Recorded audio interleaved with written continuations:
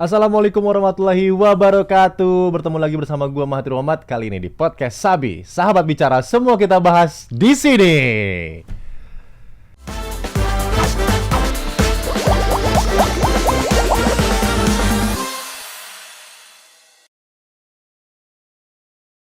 Nah guys, dan juga seluruh penonton Sahabat Bicara dan juga Sahabat Ganjar, untuk memperingati dari Hari Anti Korupsi yang jatuh di tanggal 9 Desember 2022, kali ini podcast Sahabat Bicara akan ngebahas mengenai gimana caranya kita nih sebagai kaum milenial dan juga pastinya penerus bangsa ya, kita harus menanamkan sejak dini hati kita nih, diri kita untuk anti korupsi. Nggak boleh korupsi, jangan sampai korupsi, larang dan juga hilangkan kata-kata korupsi dalam hidup kita, bahwa kita harus hidup jujur, kita harus hidup adil, karena korupsi itu membawa hal negatif untuk banyak orang.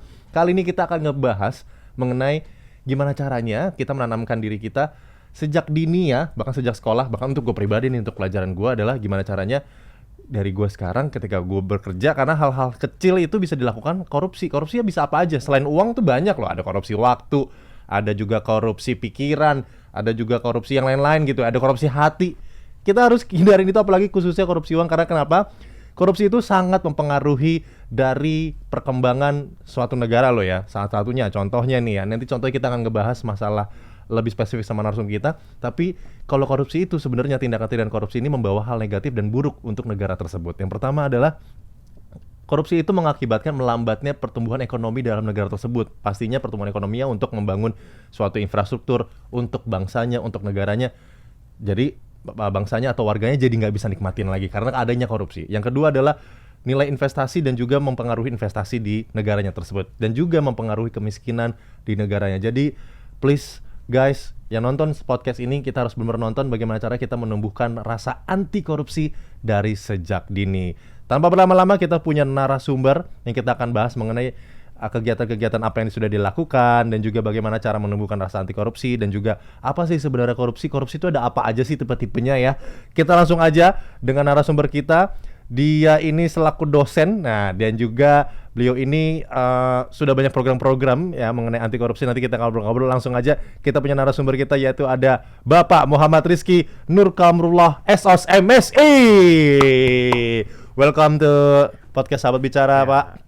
Saya manggilnya Bapak karena Bapak dosen. Oh salah, saya masih muda kok. Masih muda ya? Masih muda, bro nih kalau gitu ya? Iya bro aja lah gitu. Mas Rizky atau Bro Rizky, thank you so much. Welcome to podcast Sahabat Bicara. Terima kasih sudah hadir. Kita akan ngobrol-ngobrol mengenai yang tadi gue jelasin sedikit, mengenai gimana cara menumbuhkan rasa anti korupsi sejak dini atau sejak kecil ya. Tapi gue mulai dulu, kesibukan lo sehari-hari apa sih Ki sejauh ini selain dosen ya? Selain dosen ya, sehari-hari dosen, ngajar mahasiswa di kampus ya jurusan kriminologi, kita mempelajari masalah kejahatan dan lain sebagainya. Ya paling itu aja, dan juga saya juga udah berkeluarga, ya paling ya ngurusin keluarga kecil ya. Gitu. Ya ternak teri gitu, antara anak antar istri ya gitu aja paling. Ternak teri boleh. Kalau ternak teri, kalau gue masih macan ternak. Oh gitu. Mama cantik antar anak. Oke, kalau gitu. Nah itu kalau masalah, gue sebelum bahas masalah ke korupsi, mata kuliah atau materi yang lo berikan di kriminologi ini, sebenarnya ada juga nggak sih mata kuliah yang berurusan dengan korupsi ini, men? Oh ya, sangat ada beberapa bentuk-bentuk sebenarnya kejahatan dalam tipologi yang kita pelajari dalam kriminologi. Itu memang membahas beberapa kejahatan-kejahatan yang tidak hanya dilakukan biasanya oleh kalangan atau individu ya, masyarakat yang dari kalangan kelas bawah, miskin atau ya tidak terorganisasi dengan baik, tapi juga bisa muncul dari masyarakat kalangan kelas atas yang punya wewenang, yang punya jabatan, power dan lain sebagainya. Itu juga bisa loh melakukan tindakan yang biasa kita sebut sebagai tindakan kriminal gitu, yang dicap negatif sebenarnya seperti itu. Dan itu ada mata kuliahnya gitu, white collar crime, kejahatan kerah putih. Lalu juga biasanya korupsi itu juga nanti akan berkaitan dengan tipe-tipe kejahatan seperti kejahatan terorganisir ya, misalnya seperti kejahatan organisir itu misalnya seperti drug trafficking, people smuggling, human trafficking dan lain sebagainya. Itu bisa berkaitan gitu. Dimana misalnya ada bentuk-bentuk bisnis ilegal seperti itu, biasanya nanti itu polanya adalah di situ ada aspek koruptif gitu. Aspek koruptif yang mungkin bisa melanggengkan bisnis-bisnis ilegal itu. Kenapa sih bisa ada di tengah masyarakat gitu, misalnya seperti itu ya. Praktek-praktek suap kepada birokrat dan lain sebagainya. Nah, itu jadi pola yang tidak hanya di Indonesia, di negara lain itu sudah menjadi pola yang terus berulang, misalnya seperti itu. Oke, gue setuju karena ada beberapa praktek-praktek kriminal yang memang lu benar banget lu bilang tadi Pak, bahwa itu gimana caranya dan masih berjalan sampai sekarang, berarti ada yang menghalalkan gitu kan gitu ya. Kita bicara, tidak bicara siapa tapi itu oknum ya. Oke, sahabat bicara, kali ini kita akan membuka mata kuliah 4 SKS jadi untuk tetap stay tune terus di sahabat bicara ya. Karena Bapak dosen ya. Oke, tapi kalau kejahatan berdasi kan ya mungkin itu kelas atas. Kelas menengahnya mungkin kejahatannya adalah kayak ya mungkin punglinya, atau mungkin kejahatannya mungkin ada pembunuhan yang berencana. Kalau kejahatannya PHP itu masuk kejahatan kelas apa ya? PHP terus jadi udah ngasih harapan tiba-tiba ninggalin. Itu masuk kelas apa ya? Wah, itu kejahatan terhadap hati kayaknya itu. Jangan dong ya. Ya itu kan kita nggak bahas ya. Nah, sekarang mengenai korupsi. Bro, ini gimana sih keadaan korupsi sekarang di Indonesia menurut lu nih ya? Keadaan korupsi dan juga perpolitikan lah ibaratnya ya, karena kan kita bisa dibilang bahwa semua hal-hal korupsi ini nggak jauh dari dunia, sebenarnya nggak cuma di politikan ya, di perkantoran juga ada nggak sih perpolitikan. Terus menurut lu sendiri gambaran gambaran korupsi di saat ini di Indonesia seperti apa sih? Jadi kalau di Indonesia memang korupsi biasanya itu dikaitkan atau berkaitan erat ya dengan bentuk-bentuk perilaku yang dirasa merugikan keuangan negara, biasanya seperti itu. Jadi berkaitan dengan pejabat publik, birokrat, aparat penegak hukum dan lain sebagainya. Biasanya seperti itu. Namun sebenarnya kalau kita lihat yang namanya korupsi itu tadi benar yang dibilang gitu, banyak hal kalau kita tidak berpacu pada undang-undang misalnya gitu, definisi korupsi ini banyak gitu. Misalnya seorang yang mempunyai amanah tertentu misalnya ya, dia tidak melakukan tugasnya, itu sebenarnya sudah masuk korupsi gitu. Oh gitu. Oke. Ya misalnya seperti dia harusnya menertibkan ini tapi tidak ditertibkan, itu diem, itu sebenarnya sudah masuk ke dalam ranah ya. Karena istilah korup itu kan aslinya sebenarnya definisinya tuh kayak suatu perilaku atau suatu bentuk di mana ada kerusakan di situ, rusak nih. Kalau misalnya file korup itu kan rusak gitu kan. Nah, jadi nggak berfungsi sebagaimana mestinya. Sebenarnya intinya tuh seperti itu. Jadi kalau kita lihat di Indonesia itu seperti apa? Nah, ini memang istilah korupsi itu di Indonesia seringkali menjadi apa ya? Menjadi musuh bersama ya. Kadang-kala kalau kita lihat di media dan dimanapun itu ya, mahasiswa dan lain sebagainya selalu menganggap ini sebagai public enemy number one gitu. Tapi ya masih ada tapinya nih. Tapi kalau kita lihat bagaimana aspek-aspek ini berjalan tiap hari, korupsi apakah ada atau tidak, apakah masih ada di masyarakat, kadangkala kalau kita lihat itu seperti menjadi rahasia umum gitu ya, bahwa praktek-praktek korupsi itu ada. Lalu kadangkala masyarakat tuh seperti mungkin istilahnya ada aspek apatis gitu ya. Ya udahlah, mau gimana lagi gitu. Atau misalnya wah udah susah nih dirubah. Emang udah kayak gitu dari dulu misalnya kayak gitu ya. Nah, itu menjadi apa ya? Mungkin dengan adanya instansi-instansi yang memang fokus pada bidang korupsi seperti KPK, atau misalnya juga ada lembaga-lembaga seperti ICW gitu ya, itu menjadi pertanda mungkin gitu ya, dirasa sudah mulai ada rasa urgensi nih terhadap korupsi gitu. Tapi memang kalau kita lihat, kalau saya boleh berpendapat bahwa kondisi urgensi terhadap praktek-praktek korupsi di Indonesia itu masih stagnan gitu.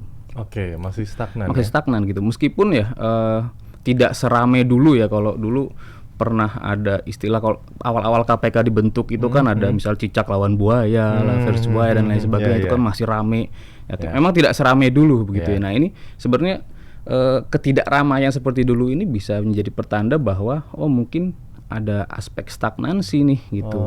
Stagnansi nih sekarang di Indonesia. Nah, ini bisa juga dipengaruhi ya, stagnansi ini dari mungkin sudah beda nih memang masanya dari masa yang sebelumnya sama sekarang nih mungkin. Dan ini juga bisa berpengaruh dan dipengaruhi oleh misalnya tadi pemuda-pemuda dan remaja-remaja gitu ya.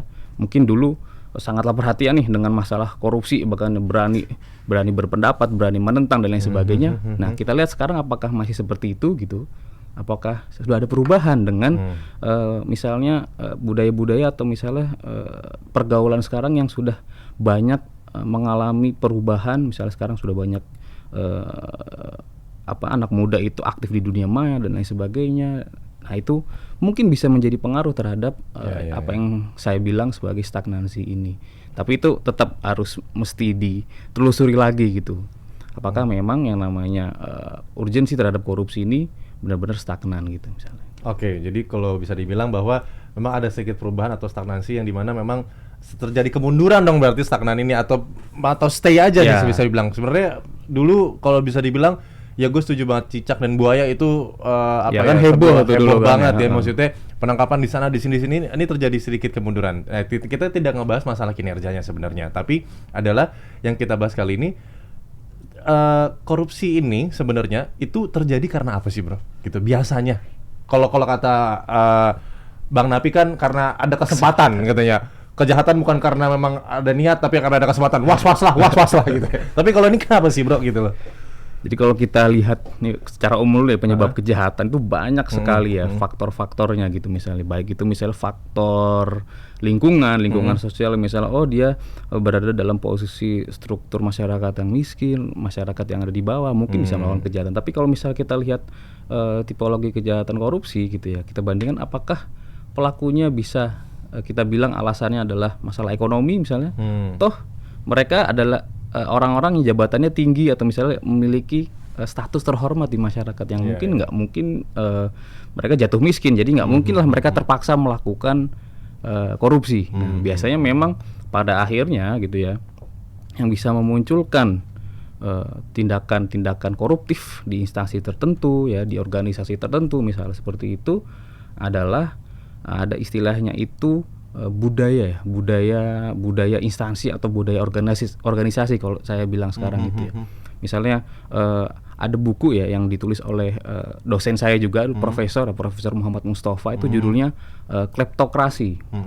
Itu jadi membahas masalah bahwa pola di Indonesia itu sudah mengarah pada bentuk-bentuk kleptokrasi. Jadi birokrasi yang aspeknya itu udah klepto gitu. Jadi sudah membudaya nih. Jadi ibaratnya kayak melakukan penggelapan, melakukan tindakan-tindakan yang merugikan negara itu kayak udah nggak ada rasa ini bersalah gitu, rasa salah gitu, nggak ada. Kayak ini hal yang normal gitu, hal yang memang sudah biasa dilakukan dan tidak ada yang salah, tidak masalah gitu. Nah itu sudah membentuk budaya di Indonesia.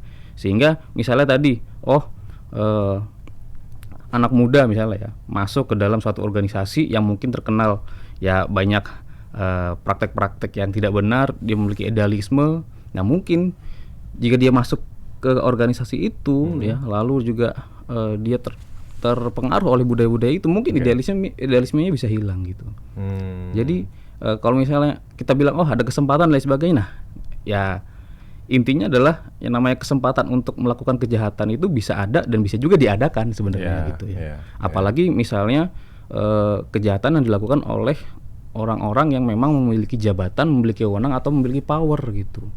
Ya kan? Baik itu misalnya power dalam penegakan hukum, power dalam mengatur atau membentuk undang-undang, legislasi dan lain sebagainya. Nah, jadi kalau saya bilang sih, saya kira ya itu.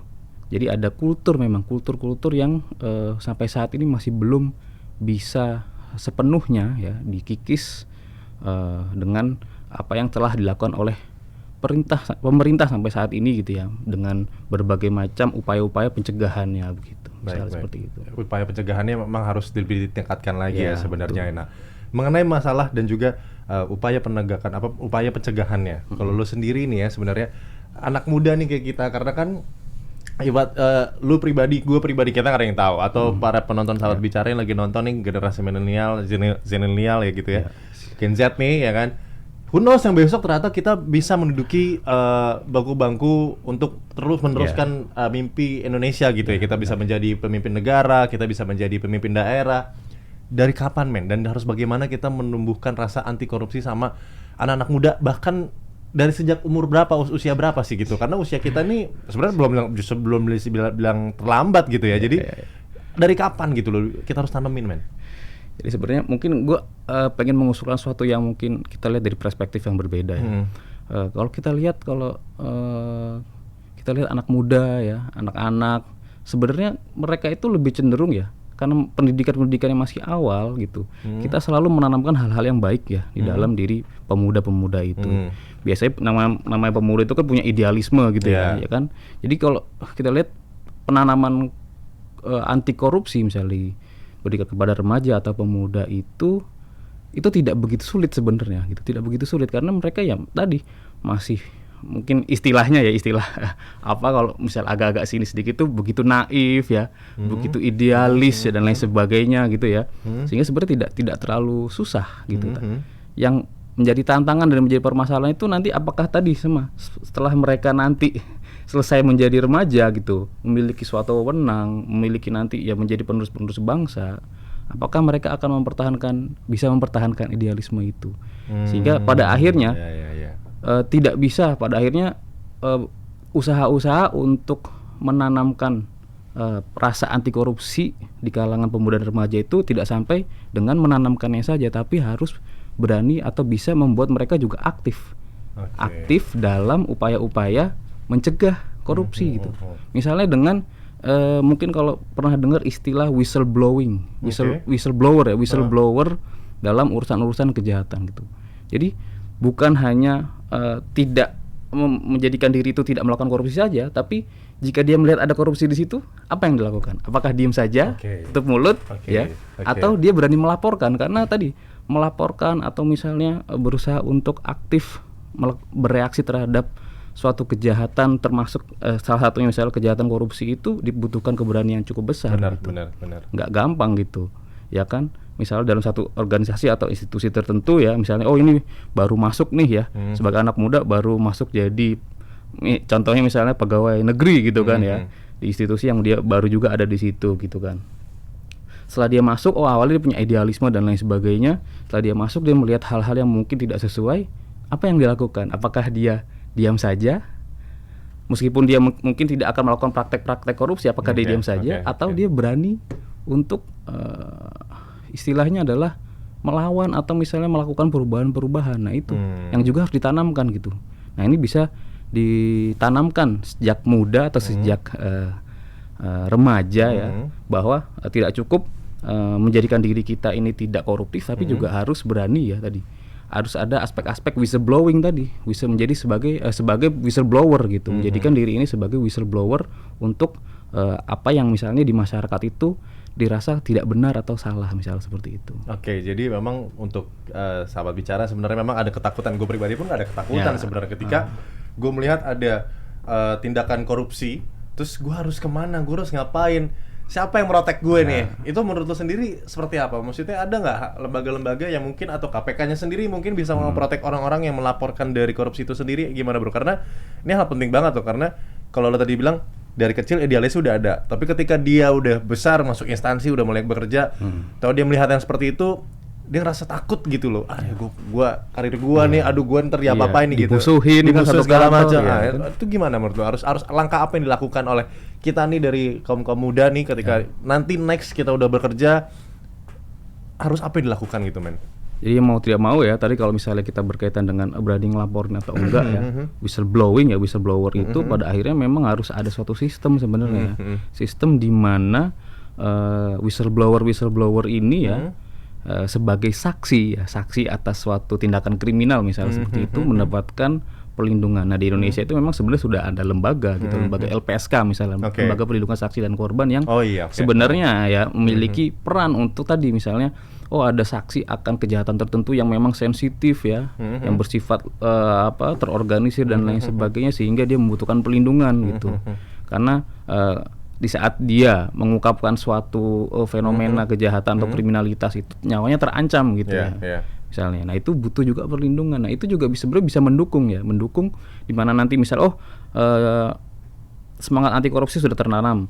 Semangat untuk melawan korupsi juga sudah misalnya berani untuk bertindak juga sudah tertanam. Tapi kalau misalnya tadi sistemnya tidak menjamin, tidak juga mendukung gitu ya.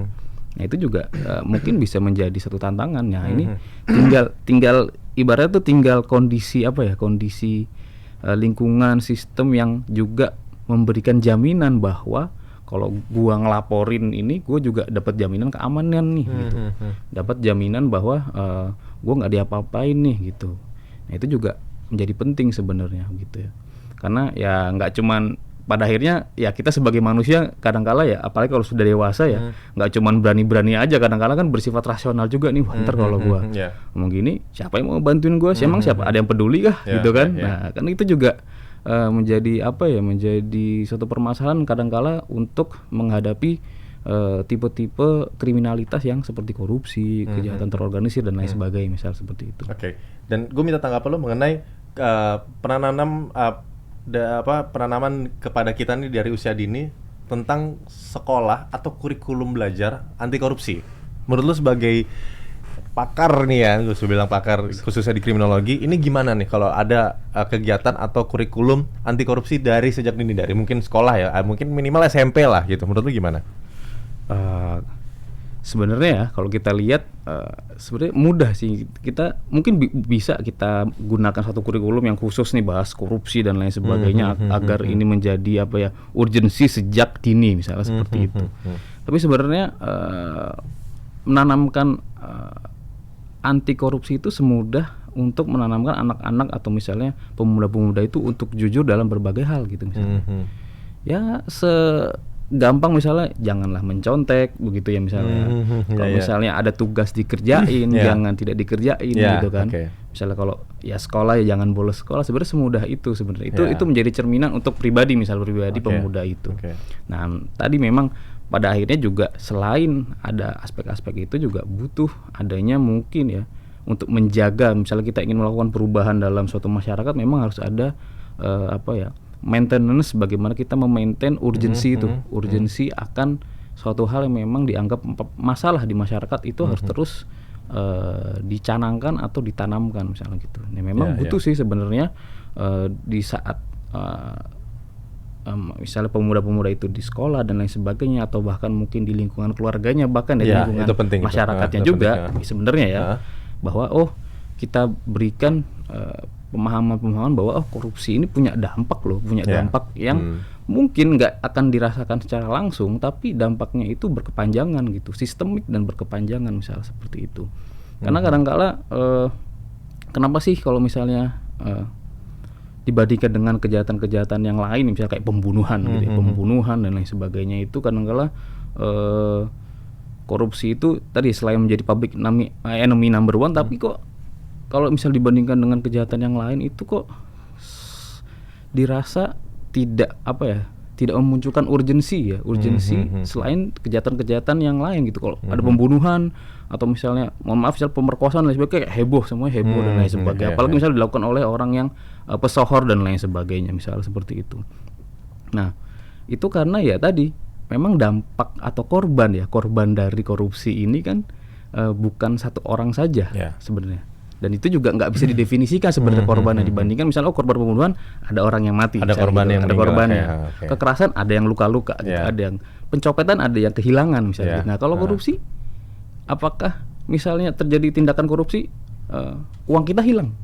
Enggak kan gitu, iya kan gitu. Jadi itu memang harus dijaga sehingga rasa urgensi itu nggak bisa nggak bisa didiemin aja, harus terus ditanamkan gitu. Berbeda dengan tipe-tipe kejahatan yang lain, karena tadi kejahatan yang lain kelihatan tuh kerugiannya kelihatan langsung dan dirasakan langsung. Tapi kalau korupsi ya dan lain sebagainya, kejahatan kerah putih itu tidak terasa, memang lebih bersifat sistemik dampaknya gitu. Gue tertarik sama lo tadi bahas dampak korupsi apa sih, dari yang terkecil sampai yang paling luar biasa besarnya dampaknya itu apa sih? Oke, kita lihat mungkin bisa kita berikan contoh beberapa negara-negara lain yang bisa dikatakan sebagai negara gagal, misalnya gitu, di Afrika gitu ya, Uganda misalnya, di Suriah dan lain sebagainya, yang akhirnya perang saudara. Itu sebenarnya gitu ya, kalau dilihat dari sejarahnya, memang negara-negara tersebut memiliki indeks atau suatu budaya corak perilaku pemimpin atau misalnya birokratnya yang cenderung koruptif gitu. Koruptif sehingga tadi legitimasi negara itu hilang misalnya begitu ya. di mata masyarakat ibaratnya kayak negara ini sudah tidak berfungsi lagi, ya pada akhirnya bisa muncul konflik lah gitu. Bisa muncul ketidakpercayaan publik terhadap negara, sehingga muncullah mungkin kerusuhan dan lain sebagainya. Nah, kita bercermin juga di negara kita tahun 98 misalnya gitu. Yeah. Nah, apalagi kalau itu kerusuhan itu, bukankah itu juga terjadi karena ada isu-isu mengenai korupsi kah? Kan korupsi, masalah KKN di tubuh pemerintahan pada saat itu. Nah, itu dampaknya tuh kayak gitu tuh, bisa rusuh dan lain sebagainya. Itu dampaknya gitu.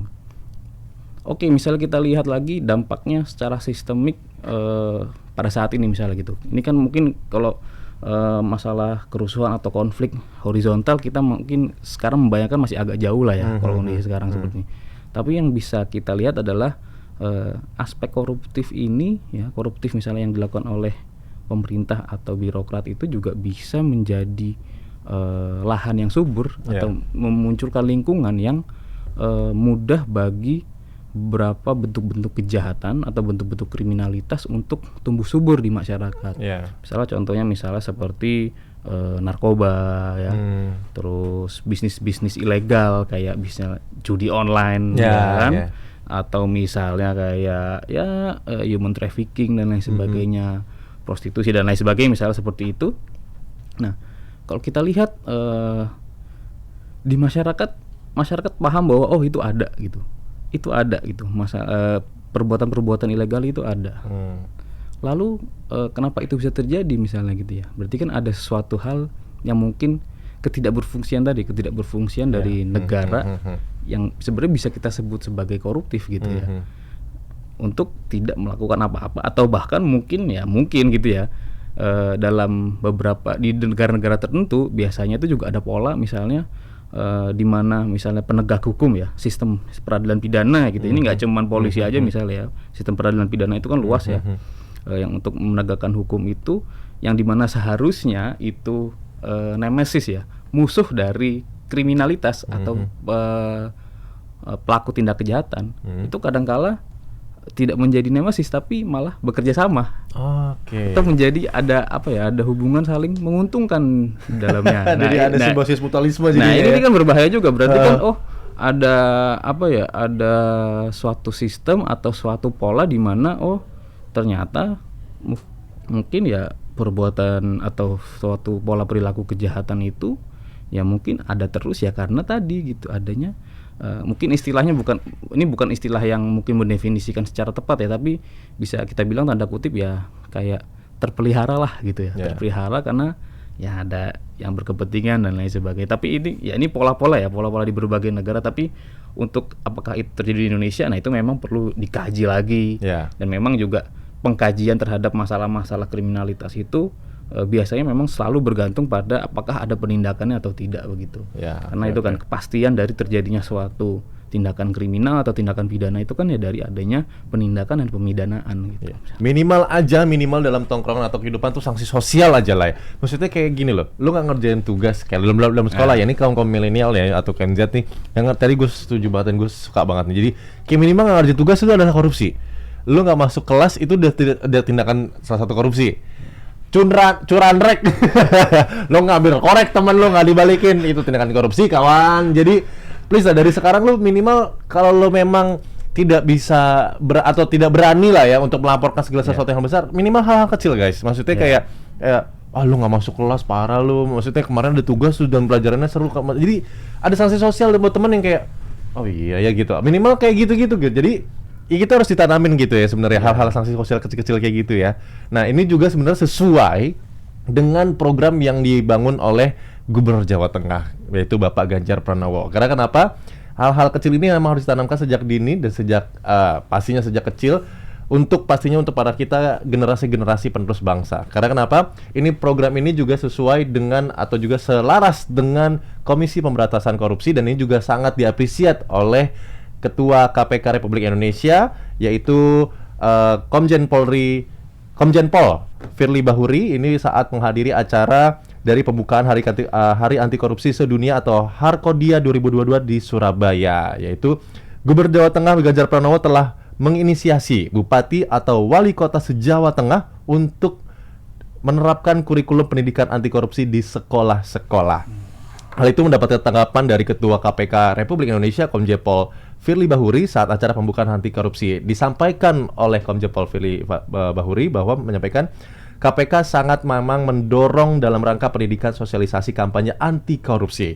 Karena itu KPK meminta kepada seluruh kepala daerah untuk memberikan pembelajaran materi anti korupsi baik itu di SD, SMP, SMA, dan setaranya atau sederajat. Jadi ini memang sudah harus ditanamkan sejak dini, dan juga posisinya saat ini Gubernur Jawa Tengah pun terus menggaungkan dari kepada anak muda khususnya untuk anti korupsi, di mana memang untuk Ganjar Pranowo saat ini selain menghadiri dari acara Harkodia, Ganjar juga mengatakan peringatan Harkodia harus menjadi momentum menjaga semangat terus-menerus dalam berkomitmen anti korupsi di seluruh daerah di Indonesia, bukan hanya di Jawa Tengah loh ya.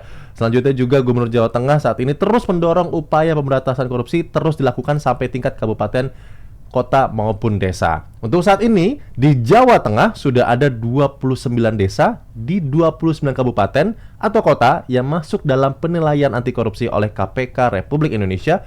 Ke depan Ganjar Pranowo akan terus mendorong desa yang ada di Jawa Tengah menjadi desa anti korupsi. Amin. Semangat Pak Ganjar. How do you think, bro? Ketika ada pemimpin daerah, pemimpin bangsa, pemimpin Indonesia yang terus mendorong, yang terus menggaungkan anti korupsi di daerahnya dari sejak dini sampai bahkan di instansi-instansinya, men. Gimana menurut lo, Pak? Ya memang ya, kalau misal tadi ya urgensi bahwa korupsi ini mempermasalahan bangsa, ya, permasalahan negara, ya mau tidak mau semuanya memang wajib ya. Tidak hanya pemimpin ya, tidak hanya pemimpin politik, pemerintahan dan sebagainya, sebenarnya semua elemen masyarakat ya, baik itu tokoh masyarakat yang tidak mesti di pemerintahan ya, tokoh masyarakat ya, bisa itu tokoh agama lah ya kan, yang bisa didengar tokoh agama, atau misalnya sekarang kan yang banyak dilihat oleh anak muda ya, misalnya seperti itu kan, nggak cuman tokoh-tokoh masyarakat tapi misalnya ya selebritis dan lain sebagainya. Sebenarnya itu juga punya peran sebenarnya, peran yang besar ya, karena mereka dilihat ya, bahkan misalnya dicontoh gitu oleh banyak anak muda ya, itu bisa menjadi garda terdepan gitu ya, untuk menjadi contoh-contoh untuk menanamkan tadi misalnya ya udah ya kita udah nggak zamannya lagi lah korupsi itu udah nggak keren lah gitu, udah nggak mesti lagi lah dibangga-banggain kalau lu misalnya bisa dapat berbagai macam hal itu ya, misalnya ya, bisa beli berbagai macam produk dan lain sebagainya kalau itu dari korupsi gitu misalnya. Udah itu nggak banget ya, udah nggak banget lah ibaratnya, itu bisa gitu. Jadi memang sebenarnya ya pada akhirnya anti korupsi menjadi tanggung jawab semua elemen bangsa gitu ya, untuk terus di-maintain urgensinya, kontingensinya terus di-maintain agar ya pada akhirnya yang kita harapkan ya kondisi bangsa ini bisa menjadi lebih baik lagi ke depannya. Amin, sip. Tapi kalau menurut lo sendiri dengan adanya tokoh atau sosok seperti Pak Ganjar Pranowo seperti apa sih menurut lo, men? Dengan program-program kayak gini? Ya pada akhirnya ya memang patut diikuti ya oleh semua, baik itu pemimpin ya, tokoh masyarakat, untuk ya harus diikuti terus nih seperti ini ya, maksudnya upaya-upaya seperti ini harus dicontoh, harus terus duplikasi gitu ya, tidak hanya misal di Jawa Tengah saja gitu ya, harus terus di seluruh wilayah Indonesia ya, misalnya seperti terus dari elemen paling atas ya, dari provinsi, kota, kabupaten, desa dan lain sebagainya, itu harus amin, terus, ya. Amin. Semoga Bapak Ganjar Pranowo juga terus menularkan hal ini, bahkan ketika amin insya Allah menjadi Presiden Republik Indonesia ya, who knows ya. Jadi terakhir, 2 pertanyaan terakhir. Yang pertama adalah, ada nggak sih tagline anti korupsi, ada nggak sih, men? Tagline Say no to anti korupsi kali gitu aja bisa, ya. Say no to anti korupsi gitu misalnya. Oke, terakhir, men, pesan dong buat seluruh milenial, seluruh kaum Gen Z, dan gue pribadi dan seluruh penonton Sahabat Bicara, penerus bangsa guys, kita semua, gue, lu yang nonton adalah penerus bangsa, semua teman-teman studi ini penerus bangsa. Gimana caranya kita bisa membangunkan Indonesia lebih baik tanpa korupsi? Nauzubillah min dzalik. Haram, antum haram ya kata korupsi. Pesan dari antum itu apa untuk para generasi muda? Silakan. Ya, jadi anak muda ibaratnya sekarang tuh udah ibaratnya nggak zaman lagi lah, udah nggak keren lah kalian misalnya bisa beli berbagai macam produk, kalian bisa pamer apa yang kalian dapatkan, kesuksesan kalian kalau misalnya itu kalian dapatkan dari hasil korupsi, itu udah nggak keren lagi, itu udah bukan zamannya lagi. Jadi ya sekarang saatnya ya pemuda-pemuda itu buktikan bahwa oh bisa loh gue itu sukses, atau misalnya gue tuh bisa mendapatkan apa yang gue inginkan, mimpi gue tanpa korupsi gitu. Dengan cara yang halal, misalnya halal yang benar gitu, yang memang tidak melanggar aturan-aturan atau hukum itu sendiri. Dan juga pemuda-pemuda nggak usah takut ya, tetap yakin dan juga jangan sampai optimisme ya untuk penindakan atau pemberantasan korupsi itu hilang gitu.